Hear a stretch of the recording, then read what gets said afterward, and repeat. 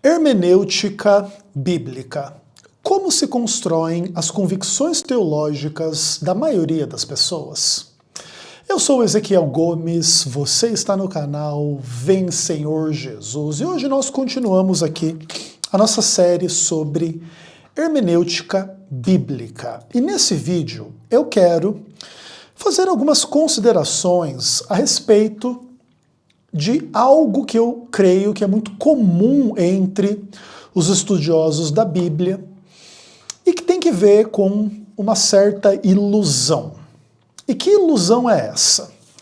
A ilusão de que se as pessoas, em geral, forem expostas a um estudo sério da hermenêutica bíblica de forma profunda e aprenderem os métodos de interpretação, levar em conta o contexto, a tradução, a exegese, enfim, todo o universo de questões mesmo históricas, linguísticas, conceituais, à luz dos paradigmas hermenêuticos, entre aspas, corretos. Então as pessoas vão acreditar nas doutrinas corretas e elas vão atingir a verdade bíblica, ok?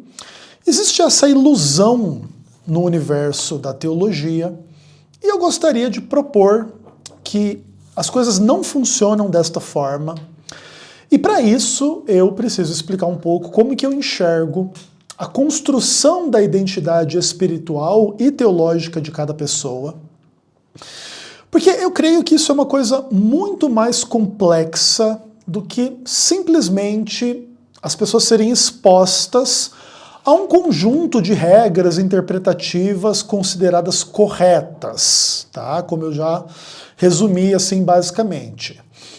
Levar em conta a crítica textual, a melhor tradução, analisar o texto no contexto, levar em conta o estilo literário da passagem, para você entender se nós estamos falando de uma narrativa ou de uma poesia, de uma metáfora, de uma parábola, de uma literatura profética, seja ela profecia clássica ou profecia apocalíptica, ou carta, ou evangelho, ou provérbio de sabedoria e coisa e tal.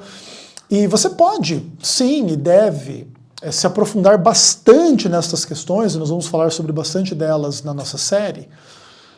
Mas, mesmo que você exponha trocentas destas coisas da forma mais profunda, profissional possível para as pessoas, ainda assim haverá divergências teológicas entre as pessoas no que tange ao que seja a verdade bíblica. Ou seja, existem pessoas que estudaram esses métodos de interpretação bíblica e ainda assim acreditam que a alma é imortal, ou que a alma morre, ou que se deve guardar o sábado, ou que não se deve guardar o sábado, ou que Jesus é o arcanjo Miguel, ou que Jesus não é o arcanjo Miguel, ou que o Espírito Santo é uma pessoa e é membro lá da Trindade, é Deus, ou não, não é e tal.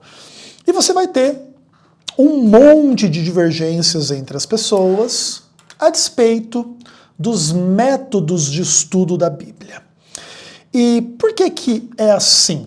Eu pretendo, explicar um pouco com o objetivo de que você se enxergue e que você enxergue as demais pessoas que leem a Bíblia e estudam a Bíblia, para você tentar entender um pouquinho por que que esse universo é um universo tão complicado. Por que que a Bíblia, sendo um livro só, evoca tantas interpretações diferentes, por parte de tradições diferentes, que chegam a conclusões diametralmente opostas e contraditórias entre si, como nos exemplos que a gente colocou. Um crê que a alma é imortal, outro crê que a alma é mortal, um crê que se deve guardar o domingo, outro crê que deve se guardar o sábado, ou que se deve se guardar nenhum dia, ou qualquer dia. ou trocentas coisas, e alguns acreditam que a Bíblia é contra o homossexualismo, outros acreditam que a Bíblia é a favor do homossexualismo, ou neutra. Algumas pessoas entendem que a Trindade é a verdade sobre Deus, alguns entendem que a Trindade é uma coisa satânica e diabólica e pagã, e idolátrica e horrível, humana e diabólica e essas coisas todas.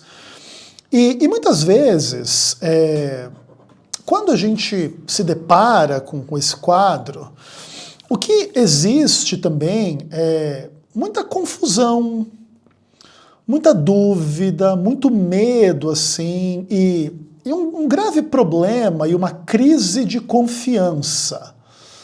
Poxa, se essas pessoas todas aí, dessas diferentes igrejas católicas, protestantes, ortodoxas e etc., leem a Bíblia aí há milênios, e ainda assim entendem de formas diferentes, e etc, etc, etc, em quem confiar?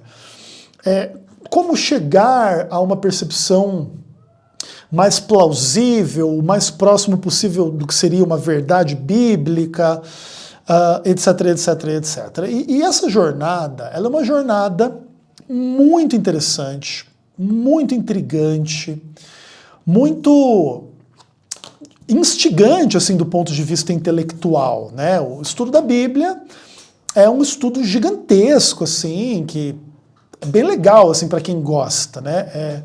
É um grande quebra-cabeça linguístico, histórico, filosófico, conceitual, de implicações muito graves, assim, para a nossa compreensão sobre o passado, sobre o presente, sobre o futuro.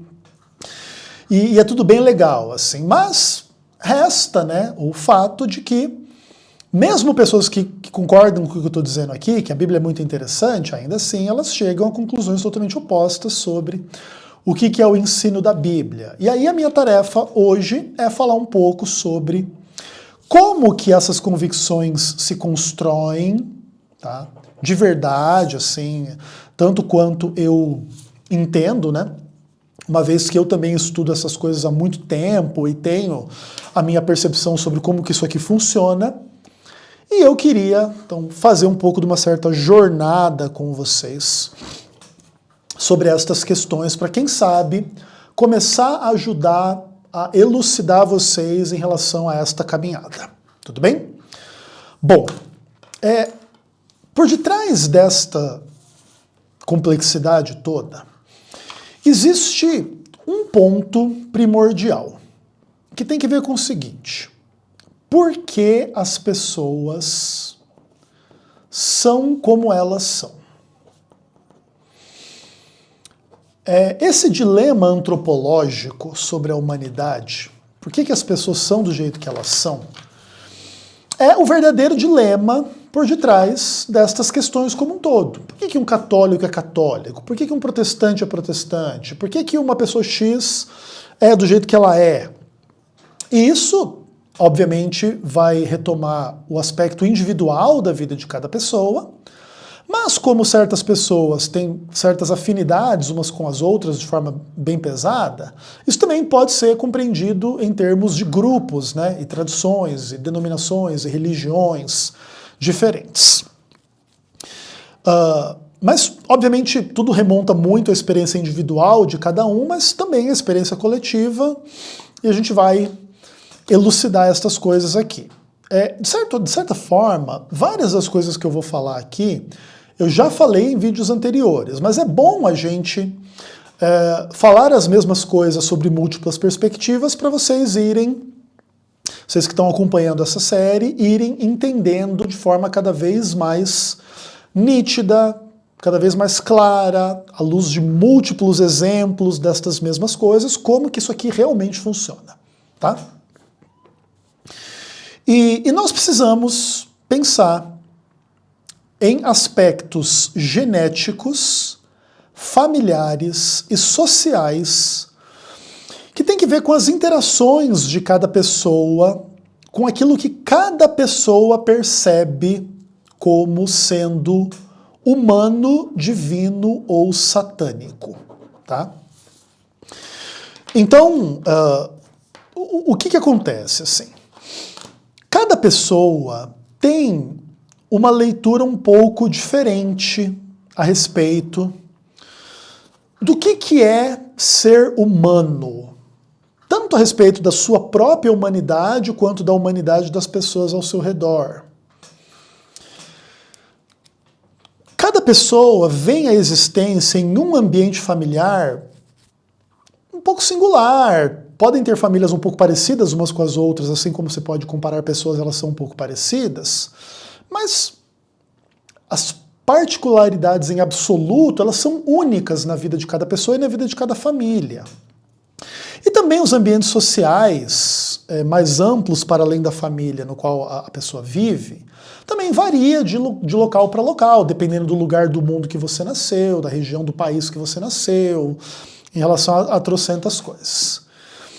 E cada pessoa que é um ser singular em aspectos genéticos, que tem uma família singular e que tem uma experiência social singular, cada pessoa vai interagindo com a realidade, com os conceitos, com as ideias e vai criando a sua própria visão sobre o que é humano, o que é divino, o que é satânico. E isso tem muito a ver com as questões assim, o que é certo, o que é errado, o que é verdade, o que é mentira. E isso vai ter que ver assim com crenças teóricas, tipo filosóficas, abstratas, mas também com crenças práticas, tipo do que tudo na vida implica na prática e na realidade. Tipo, comportamento prático. Porque o ser humano não é só um ser que pensa, é um ser que age. Então, um ser humano não lida apenas com crenças teóricas, mas lida também com comportamentos práticos. E tipo, quais são os comportamentos corretos? Quais são as crenças corretas? Ou quais são os comportamentos errados e as crenças erradas? E aí você vai perguntando para cada pessoa, e cada pessoa vai tendo uma opinião um pouco diferente. Assim como existe divergência entre as pessoas sobre se Deus existe ou não, o diabo existe ou não, a Bíblia é a palavra de Deus ou não, ou se XYZ coisa é verdade ou não, ou XYZ coisa é correta ou não, cada pessoa vai tendo aí a sua experiência e a sua percepção. E tudo começa na experiência da concepção e da gestação. Eu não sei se vocês se interessam muito por esse assunto, mas o assunto da concepção humana e da gestação do ser humano na barriga da mãe é, assim, um dos aspectos mais fascinantes da experiência humana, assim. Isso é uma coisa incrível, assim. Se você nunca viu, assim, documentários a respeito disso tudo, eu recomendo que você assista, assim. E, claro, por detrás da concepção já existem todas as questões da sexualidade humana, que é o paradigma essencial em função do qual existe a concepção e, posteriormente, a gestação, tá? Então, a gente já inicia a nossa jornada evocando algo da experiência mais íntima, mais profunda, mais interessante que existe na humanidade, que é a sexualidade, em função da qual uma nova vida vai ser gerada. E a interação entre homens e mulheres, que é a única interação que gera filhos, né? Ela é uma interação super complexa, onde duas pessoas diferentes, em termos de genética, criação, gênero e trocentas coisas na vida, elas se unem sexualmente e desta união surge um novo ser humano. E esse novo ser humano, ele vai ser uma mescla, de alguma forma, dessas duas pessoas, a despeito de aparência. Tem filhos que parecem um pouco o pai, um pouco a mãe, tem filhos que parecem muito mais a mãe do que o pai, ou muito mais o pai do que a mãe, e tem filhos que não parecem nenhum dos dois, em termos assim de aparência. Mas, invariavelmente, independentemente de aparência, o ser humano carrega, né, a sua carga genética do pai e da mãe nessa mistura muito louca, muito bonita, muito interessante. Uma experiência bem legal, assim. E as nossas primeiras experiências de vida, como indivíduos, né, humanos, ocorrem na gestação. Claro. Na gestação, nós estamos longe de ser aquilo que a gente virá a se tornar caso a gente não morra no processo da gestação e do nascimento e a gente venha se desenvolver como um ser humano que vai, né, viver até a idade idosa, assim, por exemplo, vamos colocar dessa forma, até a terceira idade. Então, você com 65 anos de idade não é a mesma coisa que você era no momento da sua concepção ou na gestação, ali nos seus primeiros 9 meses de vida. Mas o que você experimenta nos seus primeiros 9 meses de vida vai fazer muita diferença sobre quem você é. E também o que você experimenta, especialmente nos seus primeiros anos de vida. Vamos colocar assim, 9 meses e 9 anos, tá? É uma boa forma da gente colocar assim. Então, os primeiros 9 meses da sua vida é onde o seu corpo estará sendo formado na barriga da sua mãe, a sua mente, onde você vai deixar de ser um amontoadozinho das primeiras células para se tornar um ser complexo, vários sistemas aí, sanguíneo, reprodutor, sei lá o que, digestivo e cerebral, e sistema nervoso central, e espinha, e pulmão, e perna, e braço, e mão. O ser humano é um bicho incrível, assim, né? Maravilhoso. E tudo isso vai se desenvolvendo ali nos seus primeiros 9 meses de vida. Tanto que, se houver algum tipo de má formação sua nesse primeiro momento, isso vai afetar a sua vida por completo. Se você não desenvolver uma perna, se nascer só com uma perna só, você vai ser para o resto da vida, mesmo que você chegue lá até os seus 65 anos de idade, uma pessoa só com uma perna. Ou se houver má formação em aspectos sexuais ou mentais ou de qualquer ordem, você vai carregar esta realidade para o resto da sua vida em sentido geral. Claro, também existem, às vezes, problemas temporários, existem, às vezes, problemas que você tem e depois são superados.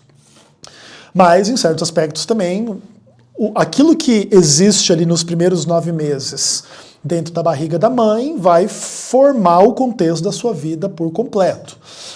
Cor da sua pele, cor dos seus olhos, mais ou menos que tipo de corpo você vai ter em termos de peso, altura. Tudo está muito embutido já nessa construção genética. E nos primeiros 9 anos de vida, depois do nosso nascimento, é quando a gente deixa de ser aquela bolinha fofinha, linda, maravilhosa e deliciosa que é o bebê, para se tornar um ser humano, vamos dizer assim, já um pouco mais independente, mais adulto. Com 9 anos você ainda não é adulto, mas você já está na boca do gol, vamos colocar assim, né? Inclusive, nesse aspecto, tem algumas questões bíblicas, assim, né? Que tem que ver com até o bar mitzvah, né? Entre os meninos judeus e a menstruação da menina. Em geral, o bar mitzvah, que acontece ali por volta de, acho que 12, 13, 14 anos de idade, é a transição do menino de ser menino para ser adulto, e a menina, essa transição acontece a partir do momento que ela menstrua. A partir do momento que ela menstrua, ela já pode ser mãe, e aí ela também já é adulta. Claro, não quer dizer que a menina menstrua a primeira vez com 11 anos, ela é tão adulta quanto uma menina de 20, 30, 40, nada do tipo. Mas quer dizer que é aí que acontece essa transição, e a pessoa vai se tornando ali um ser humano mais desenvolvido e que vai, inclusive, daqui a pouco começar a ter um pouco dessa ideia de pensar por si mesmo e ter as suas próprias ideias. Ainda que esse conceito é um conceito bem complexo, porque a gente é formado, né, nessa experiência incrível, assim, né, da concepção, da gestação, do nascimento e tal. E claro, as pessoas têm relações um pouco diferentes, assim, em contextos diferentes, em função de questões familiares, mas aí nós temos uma primeira ampla gama de questões, assim, de relacionamentos com as estruturas básicas da realidade humana, que tem que ver com a família. Então tem que ver, assim, com a relação com a mãe, depois com a relação com o pai, depois a relação com irmãos ou irmãs, caso existam, e a relação com avós, tios, tias, primos e primas, que basicamente é o contexto primeiro, assim, da vida das pessoas. E cada pessoa é um pouco diferente, dependendo, assim, da união das famílias, do amor entre as famílias, da harmonia que há entre as famílias ou não, do tipo de sociedade em que a gente está falando, são pessoas unidas, são pessoas desunidas, são pessoas que se ajudam e se amam, ou são pessoas até mesmo rivais e que se odeiam, ou que são indiferentes uma em relação às outras. Então, cada situação é um pouco diferente, e dependendo de que tipo de sociedade, ou que tipo de lugar você nascer, tudo isso pode ser muito diferente na sua vida. E é daqui que os seres humanos vão tirar a imensa maior parte, assim, daquilo que forma o ser humano como ser humano. E grande parte das nossas opiniões, da nossa mentalidade, da nossa postura na vida, é amplamente formada nesse primeiro contexto aqui. Na nossa concepção, na nossa gestação e nos primeiros anos da nossa vida. Aí, claro, já desde o começo, a gente vai também, às vezes, ter relação com pessoas que não são familiares, mas que são colegas ou amigos, às vezes em contexto de escola, de creche, ou do pai e da mãe ter amigos e não sei o quê, que não são familiares, mas que também vão cumprindo funções semelhantes aí, avós, avós, tios, tias, primos e primos, irmãos e irmãs, pais e mães, e como que tudo isso vai se desenvolvendo na vida de cada um. E pode parecer inútil o que eu estou dizendo, mas não é inútil, tá? Para a formação da visão teológica que cada pessoa tem. E mais cedo ou mais tarde, a gente vai desenvolver a nossa relação com as pessoas do mesmo sexo ou com as pessoas do sexo oposto, tá? Que tem que ver com a nossa relação particular com a sexualidade. Então, nós somos frutos da relação sexual e no nosso processo de nos tornar humanos, a gente mais cedo ou mais tarde vai deparar com a descoberta da sexualidade. E isso vai acontecer com a nossa relação com pessoas com o mesmo sexo que a gente, os priminhos, priminhas, ou, aliás, os primos, os amigos, os irmãos e etc e tal, quanto do sexo oposto, as primas, as irmãs, as amigas. E isso vai sendo construído desde que a gente é criança, tá? Isso não é uma coisa que vai ser construída só lá na puberdade ou quando você é pré-adolescente ou adolescente ou adulto. Isso tudo já vai sendo formado desde sempre. Desde a relação com o pai, com a mãe, no berço, no primeiro dia de vida, tá?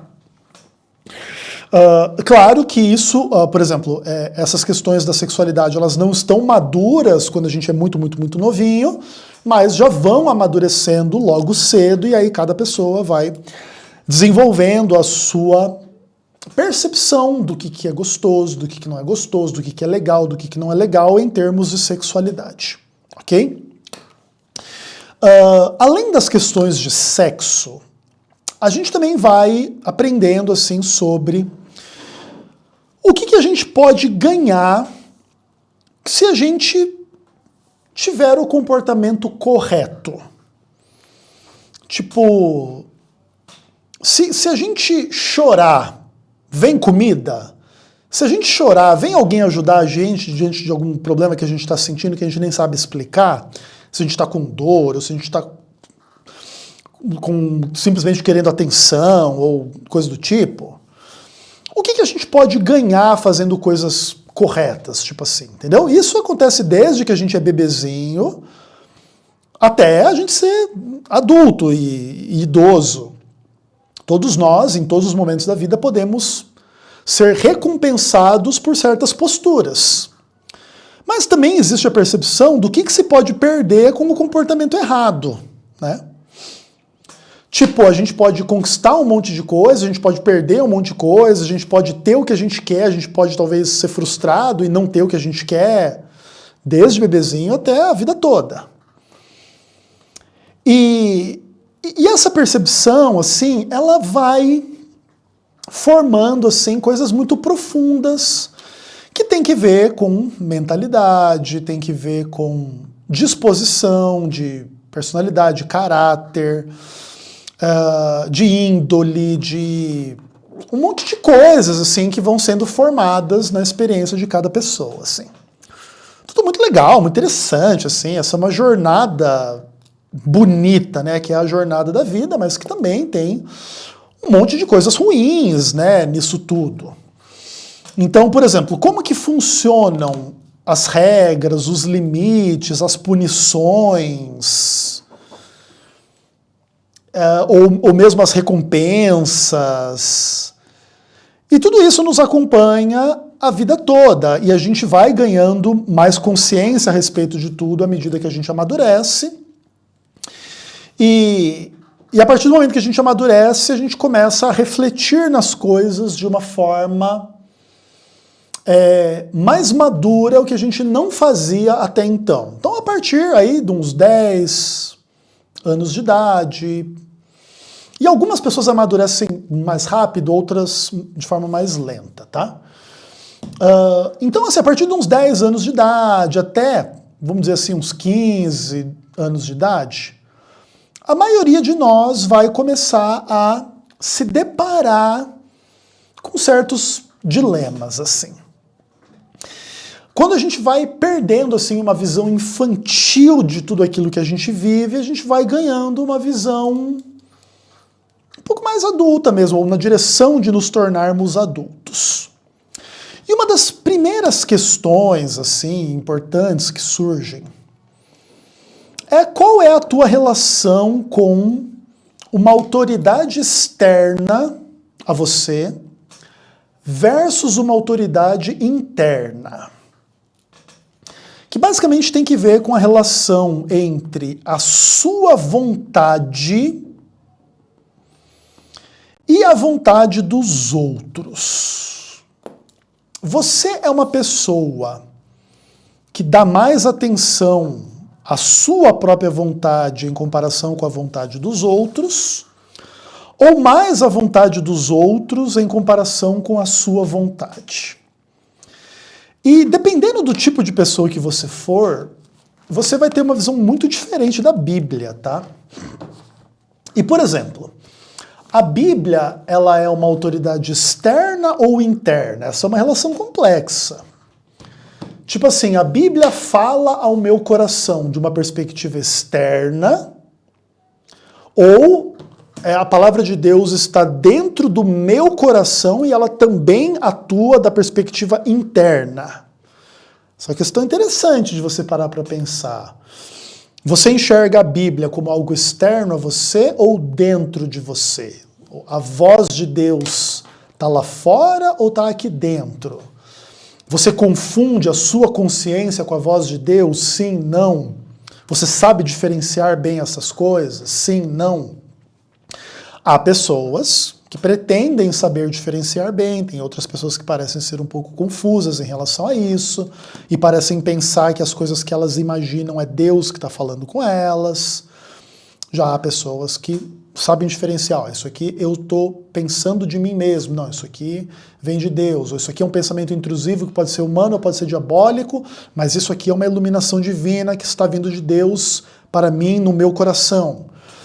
E isso vai ter muita implicação para o estudo da Bíblia, tá? Bem interessante, assim. E à medida que a gente vai amadurecendo, a gente vai se identificando como sendo mais assim, menos assado e etc., a gente vai começando a ter algumas curiosidades e a gente vai começando a se forçar, de certa forma, um pouco a concluir como que a vida começou e como que a vida vai terminar, tanto no aspecto da nossa vida particular quanto da vida em geral. E isso nos coloca diante de dilemas complexos, assim. Eu não sei, por exemplo, quando que você aprendeu que para você existir, o seu pai e a sua mãe transaram. E eu não sei se você vive em paz com esse fato ou não. Porque, por exemplo, assim, para algumas pessoas é super tranquilo pensar na relação sexual entre os seus pais. Inclusive, em especial, a relação sexual que deu origem à sua vida. Mas tem pessoas que nunca pararam para pensar muito sobre isso e até se incomodam um pouco com essa percepção. Porque muitas vezes a gente tem a impressão que a gente veio do nada, né? Mas não, a gente veio de uma relação sexual. E independentemente das narrativas que possam existir na nossa família sobre a relação entre o nosso pai e a nossa mãe, se era boa ou se era ruim, a gente não sabe. Por exemplo, na relação em que a gente foi concebido, houve orgasmo por parte da nossa mãe ou não? É uma pergunta curiosa, né? E haveria alguma diferença na nossa vida se a relação sexual em função da qual a gente foi concebido fosse muito prazerosa, mais ou menos normal, ou até mesmo ruim, meio nada a ver, assim? Será que isso tem influência sobre a nossa vida? E talvez tenha, talvez não tenha, é muito difícil a gente criar nexos causais em relação a estas coisas. A gente pode imaginar um monte de coisa, mas a gente não pode saber. E, tipo assim, essas questões também, assim, começam a fazer a gente pensar na vida não só das outras pessoas, mas de tudo que existe. De onde nasceu tudo que existe? De onde vem tudo que existe? E essa é uma das primeiras questões que nos conduzem, como seres humanos, a pensar um pouco em Deus, né? Claro que muitas vezes isso vem muito carregado da ideia assim, de que os nossos pais ou pessoas da nossa infância dizem pra gente que Deus criou, que não sei o quê, as pessoas sempre têm esse papo, né? Então isso acaba influenciando um pouco também, mas isso também existe porque essa é uma percepção profundamente humana, né? Pensar um pouco na origem de todas as coisas remonta, teoricamente, talvez à hipótese de Deus. As origens da realidade. E também a gente começa a pensar sobre a morte. Chega uma hora que a gente descobre, né? E essa é uma das funções, por exemplo, dos animais de estimação. À medida que a gente tem animais de estimação na infância, daqui a pouco morre, e daqui a pouco você tem que se deparar com a realidade, ou alguém morre, ou você vai percebendo assim que tem que matar um bicho, que tem que matar um inseto, que tem que matar isso e aquilo, que aquilo causa algum tipo de perigo. E mais cedo ou mais tarde, conforme a gente vai amadurecendo, a gente começa a pensar. Ok, então essas coisas aqui morrem, e um dia o meu pai vai morrer, minha mãe vai morrer, meus irmãos vão morrer, meus avós vão morrer, meus amigos vão morrer, minha namorada vai morrer, eu vou morrer, todo mundo vai morrer. A gente lida bem com isso, lida mal, é medo, é angústia, é curiosidade, é vontade.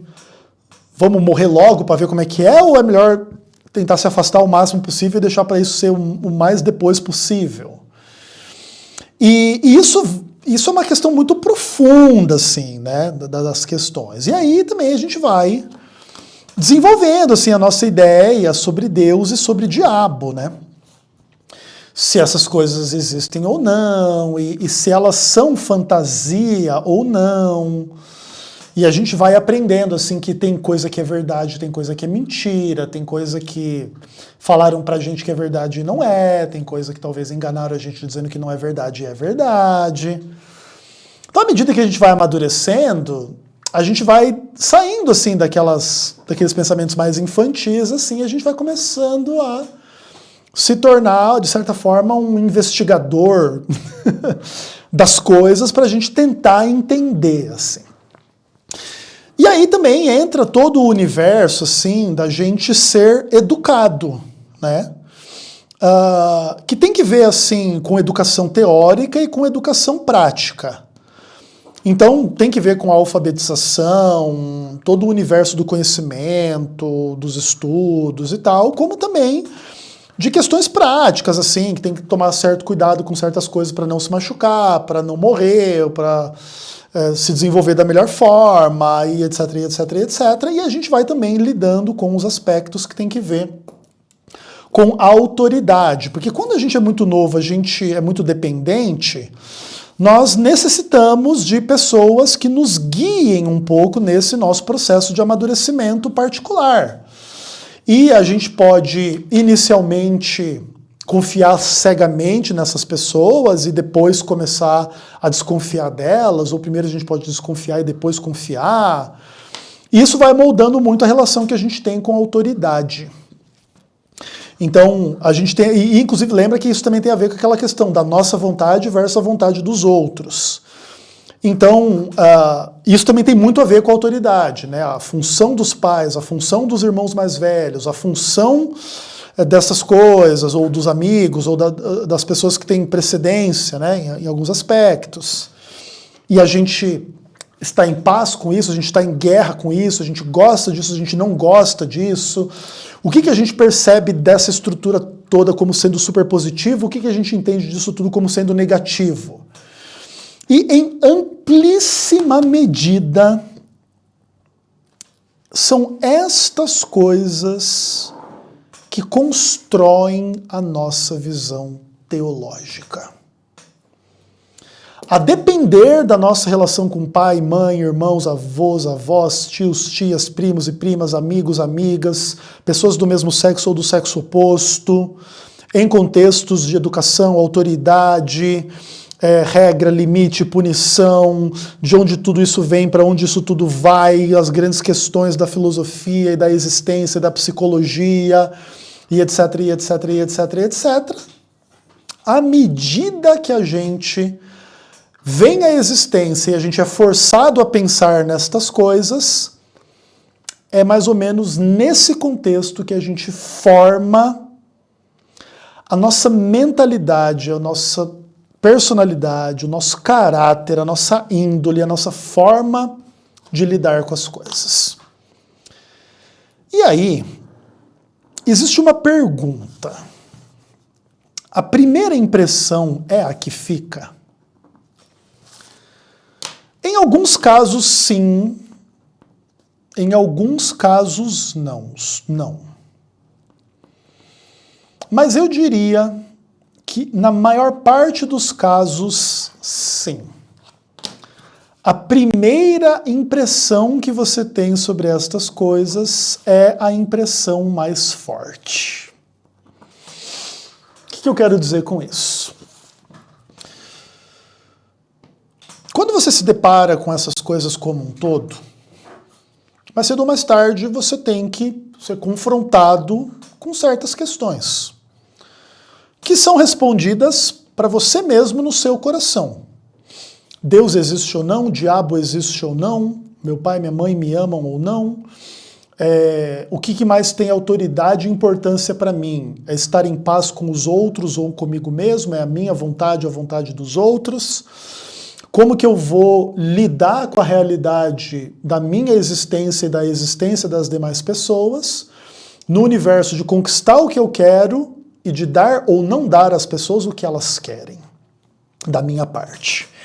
E como que eu entendo, como que eu me comunico, como que eu conheço, como que eu aprendo, como que eu me desenvolvo, como que é a minha relação com o dinheiro, ou com o sexo, ou com as palavras, e com as ideias, e com a morte, e com trocentas coisas. É nesse ambiente que, em geral, a gente começa a desenvolver a nossa percepção das coisas. E isso vai ter implicações muito grandes para a nossa percepção sobre Deus, diabo, Bíblia, tradição e todos os interesses conectados a essas coisas da nossa parte e da parte das pessoas ao nosso redor. E são estas coisas que realmente constroem a nossa visão de Deus, de diabo, de mundo, de vida, de realidade, de origem e de futuro e de destino após a morte, ou salvação ou perdição, tanto da nossa parte quanto das pessoas que a gente ama, ou que a gente não ama, ou que a gente não gosta, ou que são nossos inimigos, ou que nos fizeram mal, e um vai para o céu, o outro vai para o inferno, vai todo mundo para o céu, vai todo mundo para o inferno, vai todo mundo para o nada. Esses ambientes são os ambientes em que realmente se formam as percepções teológicas. E aí eu queria comentar um pouco assim a interação entre essas coisas todas, a nossa genética, a nossa família, a nossa sociedade, a nossa percepção inicial das coisas, que tem que ver com essas questões como um todo e que vão desembocar no nosso estudo da Bíblia, tá? Cada pessoa vive essa experiência de uma forma diferente das outras. Mesmo dois irmãos gêmeos, criados no mesmo contexto, pela mesma família, na mesma quantidade de dinheiro, não sei o que, não sei o que, não sei o que, não sei o que, não sei o que, não sei o que. Às vezes um vai ter uma percepção, o outro vai ter outra, um vai acreditar em Deus, outro não vai acreditar, o outro vai ser fiel, outro não vai ser fiel, um vai trair a esposa, outro não vai, ou trocentas coisas, assim. É bem curioso, assim, é bem interessante, porque a singularidade da vida de cada pessoa é um aspecto curioso da existência, né? Por mais parecidos que todos nós sejamos, e todos nós somos, por exemplo, 99,9% idênticos geneticamente falando, então a pessoa mais feia, a pessoa mais bonita é 99,9% idêntica do ponto de vista genético. Isso é muito curioso, assim, mas ao mesmo tempo, em aspectos diversos, assim, na percepção humana, as pessoas também são muito diferentes. Aí uma é mais bonita, aí não sei o quê, uma é mais inteligente, ou outra tem mais dinheiro, em função de trocentos mil contextos, assim, de vida, sociedade, família, propriedade privada, Estado, governo, quem são os nossos antepassados, em que família que a gente nasceu e existiu, e veio a existir, e etc, e etc, e etc, e etc. E aí, mais pra frente, a gente vai se deparando com o texto bíblico que vai, de alguma maneira, entrando nessas discussões na nossa cabeça. Então a gente vai lendo aqui que tem Deus, que tem diabo, que tem Moisés, que tem Jacó, que tem Davi, que tem Jesus, que tem apóstolo Paulo, que tem apóstolo João, que não sei o quê, que Pedro, que não sei o quê, não sei o quê, não sei o quê, não sei o quê, não sei o quê. E essas coisas, elas vão interagindo com a gente à luz de toda a realidade que eu descrevi aqui do nosso processo de vir à existência e de amadurecimento. E aí, existe um aspecto assim bem importante que tem que ver com a pergunta sobre se a primeira impressão é a que fica, que tem que ver com a relação entre tradição e revelação bíblica, vamos colocar desta forma. A tradição de um lado e a revelação de outro lado. Provavelmente esse aspecto seja o aspecto mais importante na construção da identidade teológica de cada pessoa. Você dá mais peso ao que você foi ensinado ou ao que você descobriu? Posso dizer de mim, eu dou mais atenção ao que eu descobri do que ao que eu fui ensinado. Porque eu coloco a minha vontade como sendo mais importante do que a vontade das demais pessoas na minha vida. Essa é a minha postura aí. Você pode concordar ou discordar, e tem pessoas que são diferentes de mim e colocam a vontade dos outros acima da sua própria vontade. Mas eu não sou assim. Eu coloco a minha vontade acima, porque entendo que é o correto a se fazer, inclusive. Não quer dizer que você vai desconsiderar por completo a vontade das demais pessoas. Não é o que eu acredito, nem é o que eu faço. Mas numa relação de hierarquia entre uma coisa e outra, eu dou mais importância ao que eu entendo do que ao que o outro entende e quer me ensinar. Esse é um aspecto fundamental da minha experiência como pessoa. E tem pessoas que são diferentes de mim, elas dão mais atenção ao que elas aprenderam do que ao que elas chegaram à conclusão por elas mesmas. E, em geral, talvez seja possível dizer que a maioria das pessoas trabalha no paradigma da tradição como algo mais importante do que a revelação pessoal. E quando eu digo revelação pessoal, eu não estou nem falando assim de ser profeta ou bíblico, recebi uma visão de Deus, não é isso. Por exemplo, assim, uma coisa é uma pessoa te ensinar a Bíblia, outra coisa é você estudar a Bíblia e chegar a determinadas conclusões. Eu só sou um crente em Bíblia e coisa do tipo porque eu estudei e cheguei às minhas conclusões. Eu nunca admitiria autoridade de quem quer que seja externa nesse aspecto. Não quer dizer que eu não considere outras coisas que outras pessoas disseram. Sim, eu estudei trocentos teólogos e adventistas, não adventistas, católicos, protestantes, espíritas, mas eu me reservo o direito de fazer a minha leitura a despeito de tudo que todas as demais fontes dizem. Então, em certos aspectos eu concordo com os católicos e discordo em outros, em alguns aspectos eu concordo com os espíritas e discordo em outros, em alguns aspectos eu concordo com os adventistas e discordo em outros, porque eu levo muito a sério o meu entendimento individual. Por isso eu não me submeto a nenhuma caixinha de nenhum grupo, mesmo daqueles que me influenciaram a entender as coisas da forma como eu entendo. Mas alguns aspectos eu permiti ser convencido em relação a estas coisas, então tornei minhas essas convicções. Em outros aspectos eu não me permiti ser convencido e não tornei minhas as convicções das demais pessoas. Mas a maioria das pessoas não tem uma postura assim como a minha, e isso tem que ver com várias razões, em função de aspectos genéticos, familiares, sociais e etc. Eu percebo que, em função das minhas características, que começam com a minha genética, mas não só isso, o ambiente familiar e social no qual eu vivi,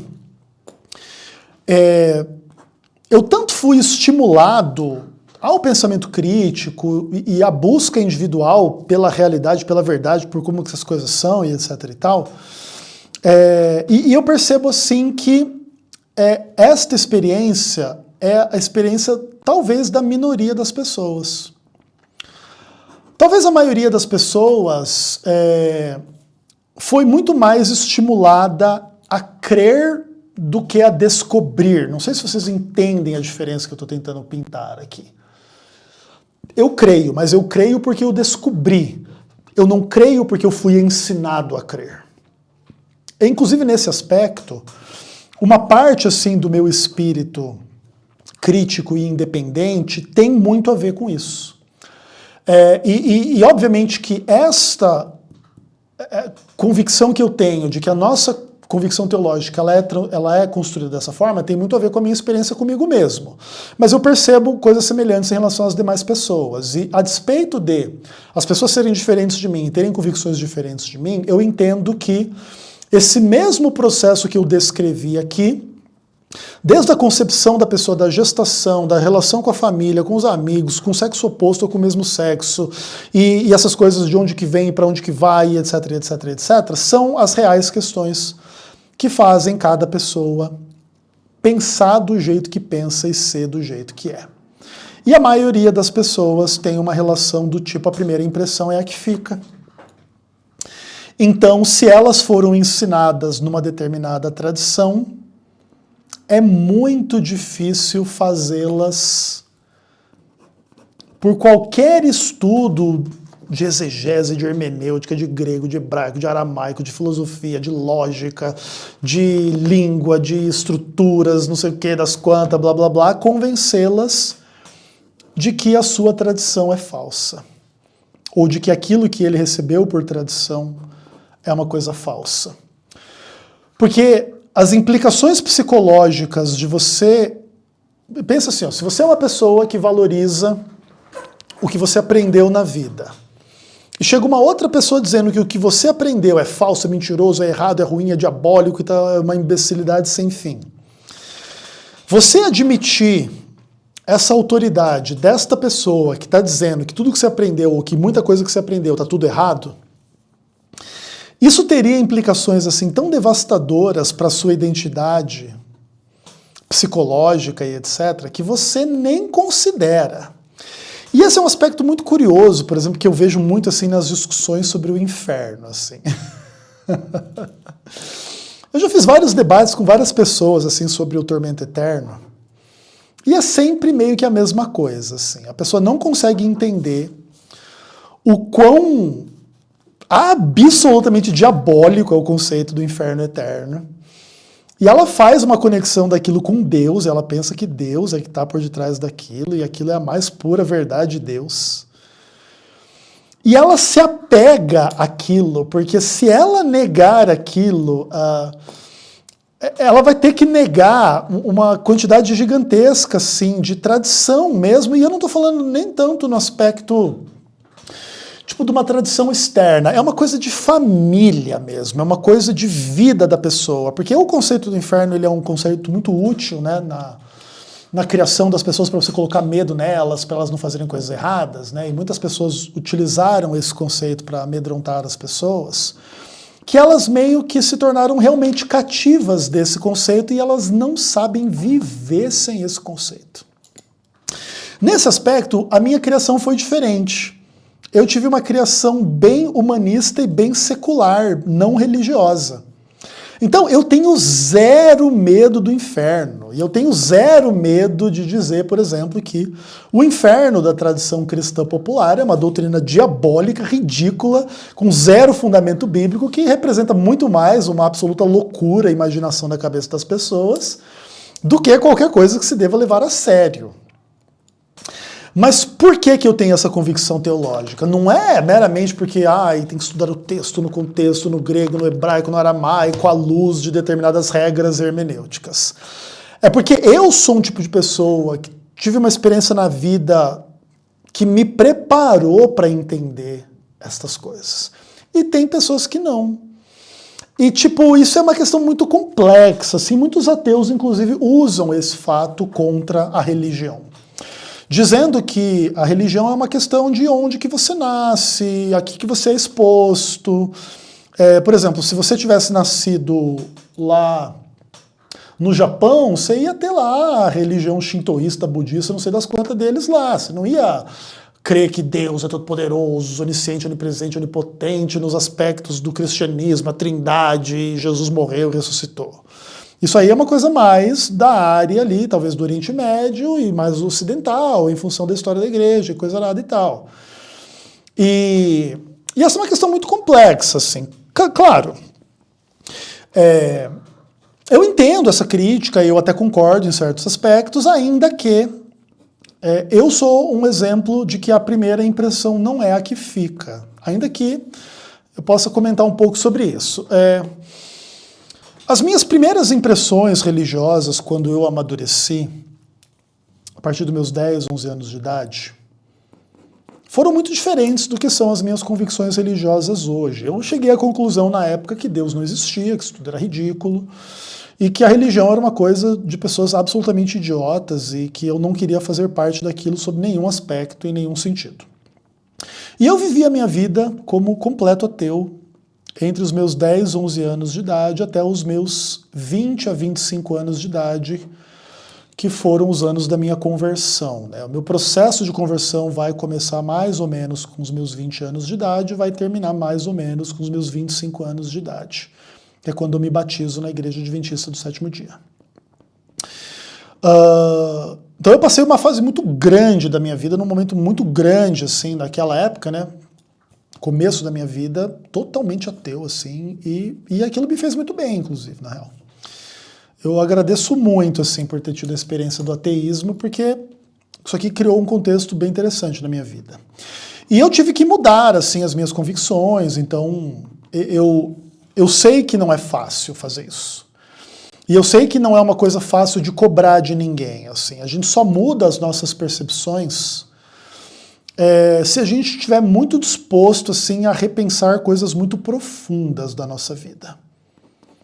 E como eu gosto dessa busca, para tentar entender o que eu entendo que possa ser a verdade, eu sou disposto a pagar esse preço.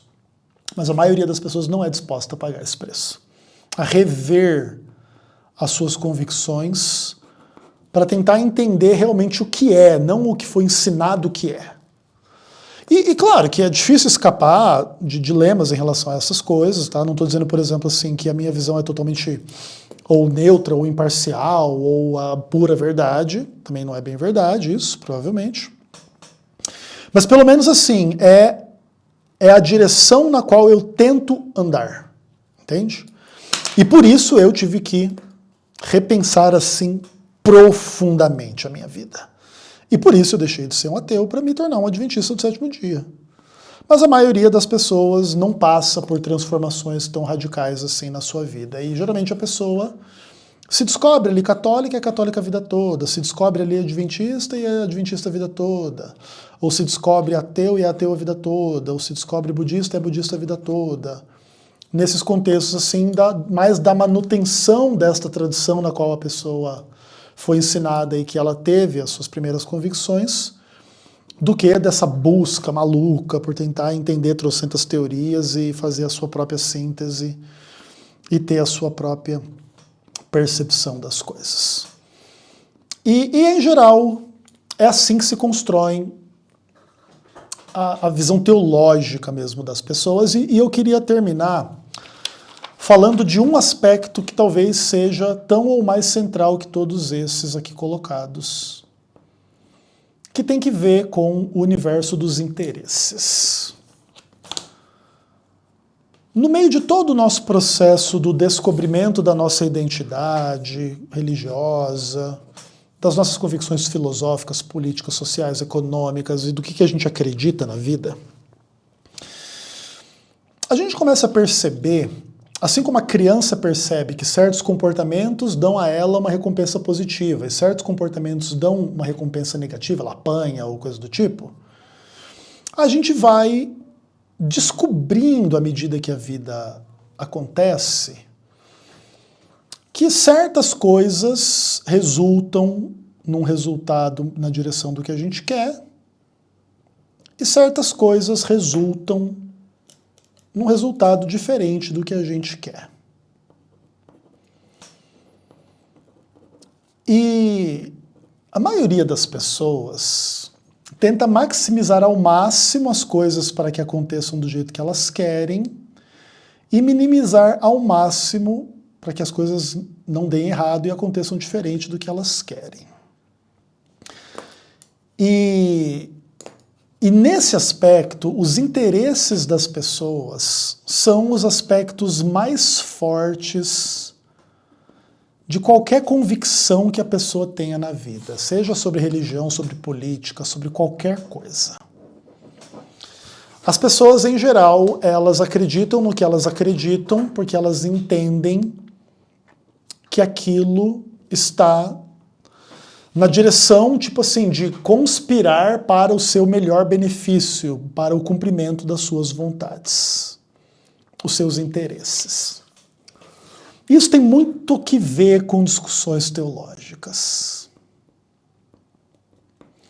Quando a gente discute teologia, assim, às vezes a gente fica muito irritado com algumas pessoas assim, que não conseguem enxergar certas questões bíblicas assim, que a gente considera assim, irrefutáveis. Né? Vocês que são adventistas que me ouvem, entendem. Aí a gente vai discutir uma coisa sobre o sábado, ou sobre a imortalidade da alma, sobre várias coisas assim, e você mostra e, tipo assim, não tem muito para onde escapar em determinados momentos, e ainda assim as pessoas vão lá e não é assim, que não sei o que, absurdo e tal. E em ampla medida, por que é assim? Não é por falta de hermenêutica, de exegese, de grego e hebraico, não tem a ver muito com essas coisas. Essas coisas são só muletas e ferramentas. O verdadeiro problema tem que ver com os interesses. Porque no fim das contas, pertencer ou não pertencer a uma determinada família, a uma determinada igreja, ganhar um determinado dinheiro, casar com uma determinada pessoa, ter determinados filhos, E ter uma posição no mundo e na realidade é uma coisa que muito interessa às pessoas. E em nome de, tipo, convicções doutrinárias, você, por exemplo, assim, começar a defender que a alma morre, que o sábado não sei o quê, e isso for tirar de você algo da tua identidade, da tua família, da tua história, do teu trabalho, do teu dinheiro, da tua posição no mundo. Que, por exemplo, assim, imagina o Elias Soares agora deixando de crer na imortalidade da alma e se tornando adventista. Crendo na imortalidade da alma, ele é um cara que é pastor da Igreja Assembleia, e ele já chegou lá como debatedor e escritor e trocentas coisas e blá blá blá. Se ele se tornasse adventista hoje, ele teria primeiro que rasgar todos os livros que ele escreveu e nesses aspectos desse tema, e teria que meio que começar do zero, vamos chamar dessa forma, entendeu? Vamos dizer que ele teria que começar a escrever o primeiro livro do zero de novo. E chega uma hora que não, entendeu? Tipo, não. E a pessoa ela vai se apegar àquilo ali. Nesse contexto, tipo, a primeira impressão é a que fica. A pessoa se conectou àquele universo, criou a vida dela naquele universo. Não existe muito incentivo para a pessoa sair daquilo.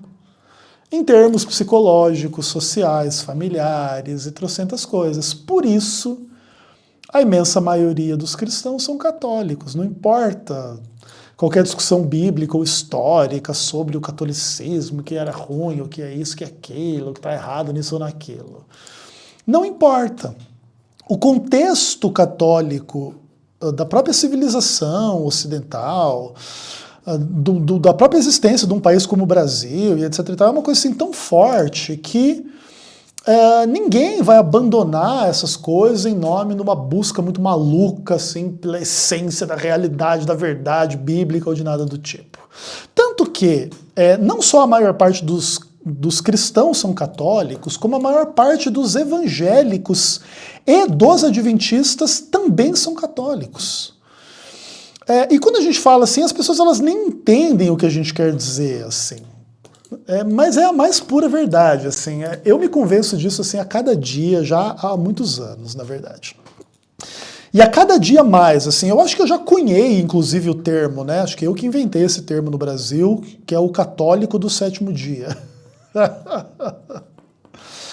E eu acho que eu já, inclusive, fiz vídeo sobre isso há muitos anos, assim, né? Acho que a gente poderia até desenvolver um pouco mais esse conceito. Talvez valeria até uma série. 50 vídeos assim explicando o que é um católico do sétimo dia. Mas é literalmente assim. E tem que ver com essa natureza de gado da maioria das pessoas, mais conectada à tradição do que à revelação, e mais ao que é ensinado do que ao que a pessoa buscou entender por si mesma. E eu estou dizendo isso não é para desanimar vocês do estudo da hermenêutica.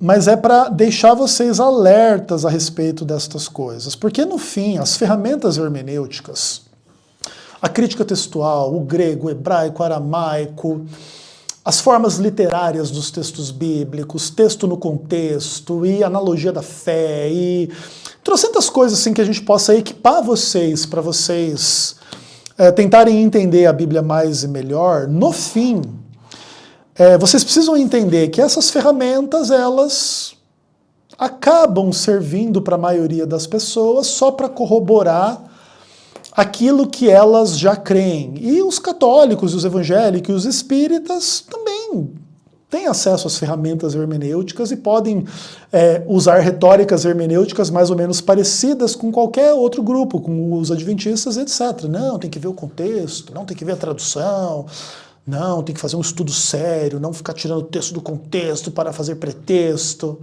Esse tipo de argumento, entre aspas, hermenêutico, porque o grego diz isso, o hebraico diz aquilo, não sei o quê, são evocados por católicos, evangélicos, espíritas e todo mundo, o que significa dizer que não é aí que as convicções são construídas, claro. A gente vai fazer um pouco de discussões sobre essas questões hermenêuticas, para vocês entenderem assim, por que que alguns entendimentos são superiores aos demais. E aí, por que que certas doutrinas são mais corretas do que outras, em certos aspectos.